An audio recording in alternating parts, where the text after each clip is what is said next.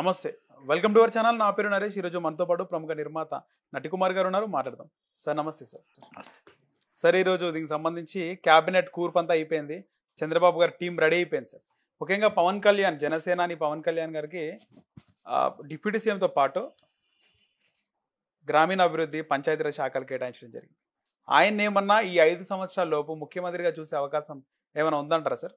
ఇప్పుడు అది సందర్భం కాదు. ఆయన ఎప్పటికైనా సీఎం అవుతాడు. 100% జనసేన పార్టీ దినదిన అభివృద్ధి చెందుతూ ఆయన నీతికి నిజాయితీకి మారుపేరుగా ఎదుగుతూ వస్తాడు. ఆయన ఆలోచన అసెంబ్లీలో అడుగుపెట్టడం, ప్రజలకు మంచి చేయడం, ఒక రాక్షస బాలను దింపడం, అది చంద్రబాబు నాయుడు గారికి బీజేపీకి సపోర్ట్గా ఉండి ఆంధ్రప్రదేశ్లో ఈ కూటమిని గెలిపించడానికి ముఖ్య పాత్ర పోషించిన పవన్ కళ్యాణ్ గారు. దాంట్లో నో డౌట్, ఎవరైనా ఒప్పుకోక తప్పదు. అలాంటి దాంట్లో ఒక పంచాయతీరాజ్ శాఖ అంటే మామూలుది కాదు. 13,000 పంచాయతీలు, ఈరోజు దానికి వచ్చిన డెవలపింగ్ ఫండ్స్ అంతా కూడా 13,000 పంచాయతీలు డెవలప్ అవుతే ఆంధ్ర రాష్ట్రం చాలా అభివృద్ధి చెందుతుంది. అలాగే గ్రామీణ పట్టణాభివృద్ధి శాఖ మంత్రి అంటే గ్రామీణ అభివృద్ధి శాఖ మంత్రి అంటే పట్టణం అంటే డెవలపింగ్ కావాలి.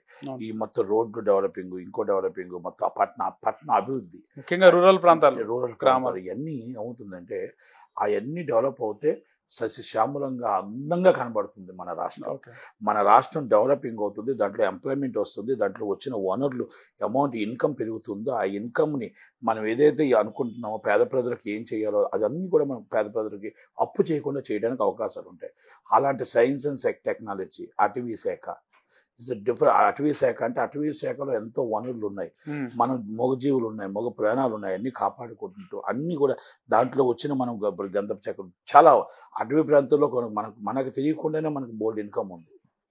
ఆయన కాపాడుకుంటూ ఆ వనరులు వచ్చిన ఇన్కమ్ని తీసుకుంటూ ఈ ఆంధ్రప్రదేశ్ని ఎలా డెవలప్ చేయాలి, రాజధాని ఎలా డెవలప్ చేయాలి, మన సెంట్రల్ గవర్నమెంట్ వచ్చిన ఫండ్స్ని ఇవన్నీ కూడా ఎలా డెవలప్ చేసి అప్పు లేని రాష్ట్రంగా మిగులు కరెంటుతో ఈరోజు రాష్ట్రాన్ని అభివృద్ధి చెందడానికి మనం ఎలా చేయాలి అన్నదానికి జనసేన పవన్ కళ్యాణ్ గారు దాంట్లో 100% పూర్తి సక్సెస్ఫుల్ మంత్రిగా డిప్యూటీ సీఎంగా ఉంటారు. చంద్రబాబు నాయుడు గారు అండదండలతో ఉంటారని నాకు తెలుసు, నాకు నమ్మకం ఉంది.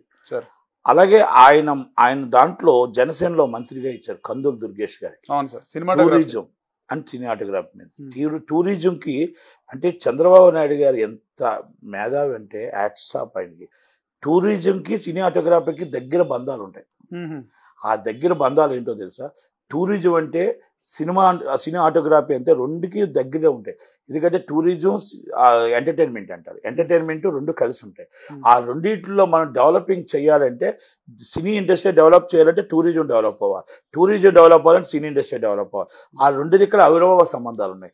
రెండు ఒకరికి శాఖలకి ఇచ్చి సీనియర్ నాయకుడు పవన్ కళ్యాణ్ గారి ఆధ్వర్యంలో జనసేనకి ఇచ్చి సినీ ఇండస్ట్రీని ఎలా నడపాలి, చిరంజీవి గారి సలహాలతో, పవన్ కళ్యాణ్ గారి సలహాలతో ఇండస్ట్రీతో అందరితో పెద్దలందరితో సమావేశమై ఎలా ఇండస్ట్రీని నడపాలి, ఎలా ఇండస్ట్రీకి మనం విశాఖపట్నం ఎలా డెవలప్ చేయాలి, వాళ్ళకి ఏమేమి కావాల్సి వస్తాయి, చిన్న సినిమా నిర్మాతకి ఏం కావాలి, మిడిల్ సినిమా నిర్మాతకి ఏం కావాలి, పెద్ద సినిమా నిర్మాతకి ఏం కావాలి, డిస్ట్రిబ్యూటర్కి ఏం కావాలి, అలాగే కార్మికుడికి ఏం కావాలి, వనరులు ఏం కావాలి, మన ఇన్ఫ్రాస్ట్రక్చర్కి ఏం కావాలి, పర్మిషన్లు ఎలా కావాలి, ఏ విధంగా మనం సినీ ఇండస్ట్రీకి సపోర్ట్ చేయాలి, ఆ సినీ ఇండస్ట్రీ నుంచి మనం రాబడి ఎలాగొస్తే మన 68% ఇన్కమ్ మన ఆంధ్రప్రదేశ్కి వస్తే ఆ ఇన్కమ్ని మనం టోటల్గా వాళ్ళకి మనం సహకరించి మన ఇన్కమ్ని ఎలా తెప్పించుకోవాలి, అలాగే జిఎస్టీని అన్నీ కూడా ఇక్కడ కట్టే విధంగా ఎలా చేయాలి, తెలంగాణలో ఉండాలి, ఆంధ్రప్రదేశ్లో కూడా మన రాష్ట్రంలో విశాఖపట్నం, రాజమండ్రి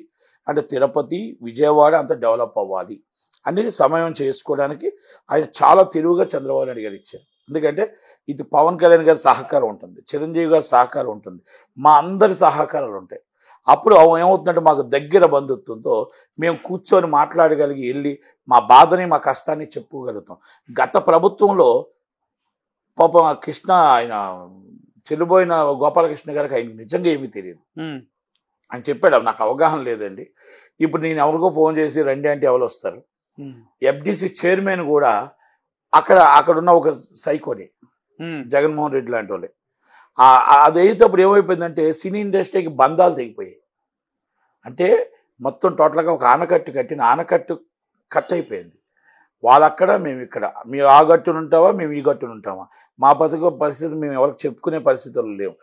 సీఎం గారు పట్టించుకోరు, మినిస్టర్ గారికి పాపం అవగాహన లేదు, తెలియదు ఆయనకి. పోనీ ఏమైనా చెయ్యాలంటే ఎవరు చెప్పాలి, ఆయన సీఎం గారికి చెప్పాలి. సీఎం గారికి ఈయనకే ఎంట్రీ లేదు, మాకేం ఎంట్రీ ఉంటుంది? మినిస్టర్గా ఈయనకి ఎంట్రీ లేదు. ఈయన ఏమైనా చెయ్యాలి అంటే ఆయన చీఫ్ మినిస్టర్ గారు చెప్పాలి. చీఫ్ మినిస్టర్ గారి దగ్గర మినిస్టర్కి no entry, phone no entry, అసలు ఫోన్ కాదు కదా, ఏమీ లేదు. ఈయన ఫోన్ ధనంజయ రెడ్డి గారు ఎత్తరు, సీఎం గారి దాకా ఎత్తుకు ధనంజయ రెడ్డి ఎత్తరు ఫోను, సజ్జల రామకృష్ణారెడ్డి గారు ఎత్తుతారు. తప్పకుండా అండి, నేను మీకు చెప్పినవన్నీ నేను చెప్తానండి, అవతల కాసి నేను చెప్పానండి, ఇంకా నాకేం చెప్పలేదండి, తప్పకుండా అండి. అంటే క్యాబినెట్ అంటే ఏంటి? క్యాబినెట్ అంటే సీఎంతో 24 మంది ఒక టీం ఉంటే ఆ టీంతో చర్చించారు. అక్కడ టీంకి వారదేవులు సజ్జల రామకృష్ణారెడ్డి, సజ్జల రామకృష్ణారెడ్డి కూడా ఎంట్రన్స్ ఎంత దాకా ధనంజయ రెడ్డి గారి దాకే. ధనంజయ రెడ్డి గారి నుంచి దాటాలి, గేట్ దాటాలంటే మళ్ళీ భారతి గారి పర్మిషన్ కావాలి, తర్వాత జగన్మోహన్ రెడ్డి గారి పర్మిషన్. అంటే ఈజ్ డిఫరెంట్. కానీ ఇప్పుడు అలా లేదు. కందులు దుర్గేష్ గారు డైరెక్ట్ పవన్ కళ్యాణ్ గారితో ఉంది లింకు, చిరంజీవి గారితో లింక్ ఉంది, చంద్రబాబు గారితో లింక్ ఉంది. చంద్రబాబు గారు ప్రతి కాన్ఫరెన్స్, వీడియో కాన్ఫరెన్స్లో మీ శాఖలు ఏం చేస్తున్నారు, మీకు ఏమేమి పెండింగ్ ఉన్నాయి, ఏమేమి ఉన్నాయి, ప్రతిరోజు ప్రతి గంటకు అడుగుతారు, ఉదయాన్నే అడుగుతారు, సాయంత్రం అడుగుతారు. ఓకే. కనుక అప్పుడు మా ఇండస్ట్రీ అభివృద్ధి కోసం మాకు చక్కగా ఉంటుందనే ఉద్దేశంతో మంచి శాఖ ఇచ్చారు. కేంద్ర హోంశాఖ మంత్రి పొంగలపూడి అనిత గారికి ఇచ్చారు, లేడీస్ కి.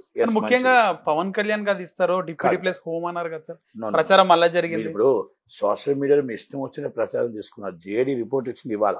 ఓకే, మంచి పరిణామం. ఒక లేడీకి హోమ్ మినిస్టర్గా రాజశేఖర రెడ్డి గారు ఇచ్చిన నుంచి మన సబితక్కకి ఇచ్చింది, సబితక్క నుంచి ఇప్పుడు దాకా ఇచ్చుకుంటూ వచ్చారు. అలా ఆమెకి ఇచ్చారు. ఆమె ఇప్పుడు చంద్రబాబు గారి అడుగుజాడల్లోనే నడుస్తారు. చంద్రబాబు గారికి, డీజీపీ గారికి అవినాభావ సంబంధం అనిత గారితో ఉంటే అక్కడ ఎవరెవరికి లాండ్ ఆర్డర్ ఎవరి చేతిలో ఉంటుంది, ఎలాగుంటుంది, వాళ్ళు చేసిన గతంలో చేసిన ఆఫీసర్ల సర్వీస్ రూల్స్ ఏంటి, గతంలో కార్యకర్తల ఇబ్బంది ఏంటి, గతంలో ప్రజలను ఇబ్బంది పెట్టిన వాళ్ళు ఏంటి, గతంలో ఈ లంచగుండులు లంచాలు తీసుకున్న వాళ్ళు ఏంటి, ఇవన్నీ కూడా మొత్తం లాండ్ ఆర్డర్ని అదుపులో పెట్టాలి.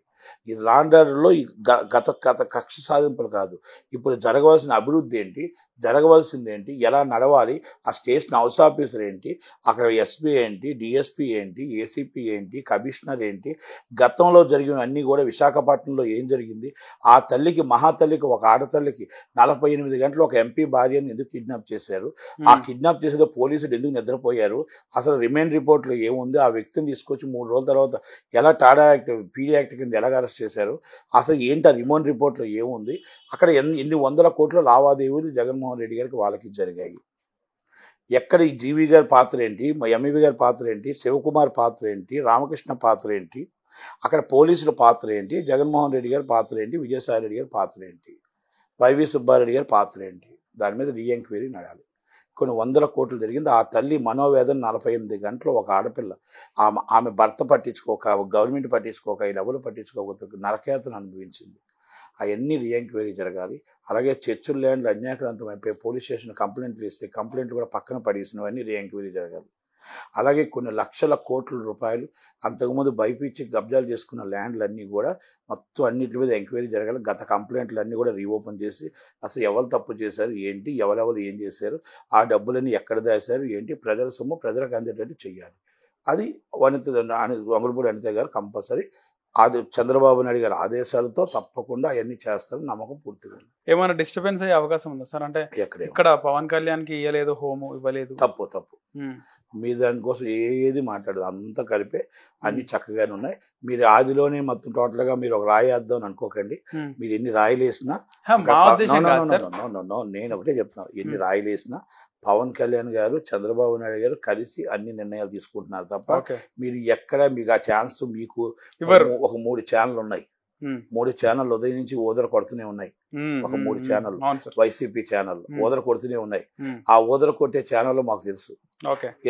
ఈ పవన్ కళ్యాణ్ గారికి ఇది ఎక్కడో కాడ గొడవ పెట్టాలి, ఎక్కడో కాడ అసంతృప్తిలో చేస్తున్నారు పవన్ కళ్యాణ్. నేను ఒకటే చెప్తా, మళ్ళా చెప్తున్నా, ఈ ఛానళ్ళకి అయిపోయింది, వాళ్ళ పరిస్థితికి ఏం లేదు, అలా అయిపోయింది ఆ ఛానల్. నేను ఆ పేర్లు చెప్పను కానీ వాళ్ళ ఛానల్ బతుకులు అయిపోయాయి. ఉదయం నుంచి పవన్ కళ్యాణ్ గారికి, చంద్రబాబుకి ఎలా గొడవ పెట్టాలి, ఉదయం లెగిస్తే రాత్రి 9 గంటలకు ఒక మీటింగ్ పెట్టుకుంటారు. జగన్మోహన్ రెడ్డి గారితో మాట్లాడతారు కాన్ఫరెన్స్లో.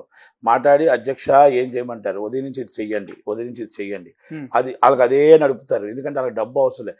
జగన్మోహన్ రెడ్డి గారి గవర్నమెంట్లో దాచుకొని కేసీఆర్ గవర్నమెంట్లో దాచుకొని అంత డబ్బు ఆ ఛానల్కి ఉంది కనుక వాళ్ళ పతనం పడతారు.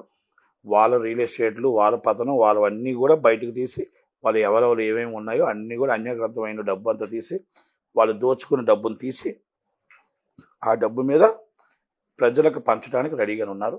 కంగారు పడొద్దు, తొందర పడొద్దు అని మాత్రం ఆ ఛానల్కి మేము చెప్తున్నాం.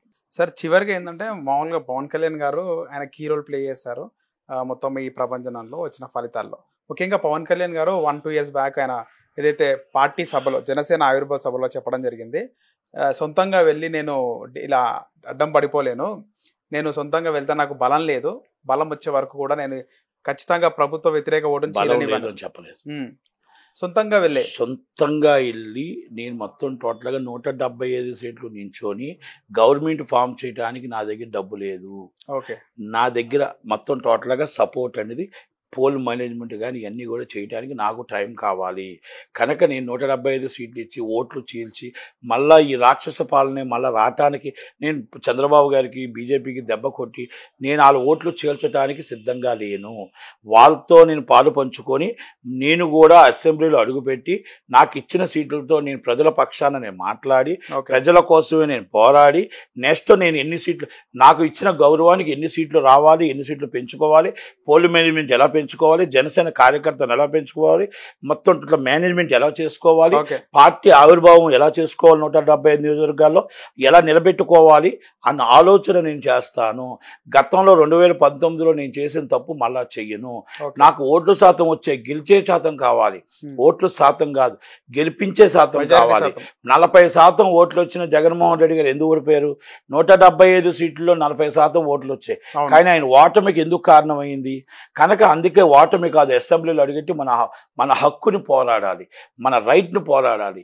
అందుకే పవన్ కళ్యాణ్ గారు ఒక అసెంబ్లీలో అడుగుపెట్టి 21 మంది 100% గెలిచి 1952 తర్వాత ఎన్ని సీట్లు ఇస్తే అన్ని సీట్లు గెలిచిన వ్యక్తి ఆయనే ఉన్నాడు. కాబట్టి ఇప్పుడు పార్టీని ప్లాట్ఫామ్ వేసుకుంటాడు, ఆవిర్భావం పెట్టుకుంటాడు, మొత్తం నిలబడి మొత్తం టోటల్గా పార్టీని 175 సీట్లో బలం పెంచుకోవడానికి అవకాశం ఉంటుంది. ఆ బలం పెంచుకొని అధికార పక్షానికి ప్రధాన ప్రతిపక్షంగా ఉండి ప్రజల కోసం పోరాడే వ్యక్తిగా పూర్తి నమ్మకం అయితే నాకుంది. ఈనాడు కాకపోతే ఏనాడుకైనా ఆయన సీఎం అవుతాడు. కాపులకి ఎట్టి పరిస్థితుల్లో మేము ఊహించుకుంటుంటే ఒక మోహన్ రంగా గారు అనుకున్నాం, అలాగే ఎంతో మందిని అనుకున్నాం, చిరంజీవి గారు అనుకున్నాం.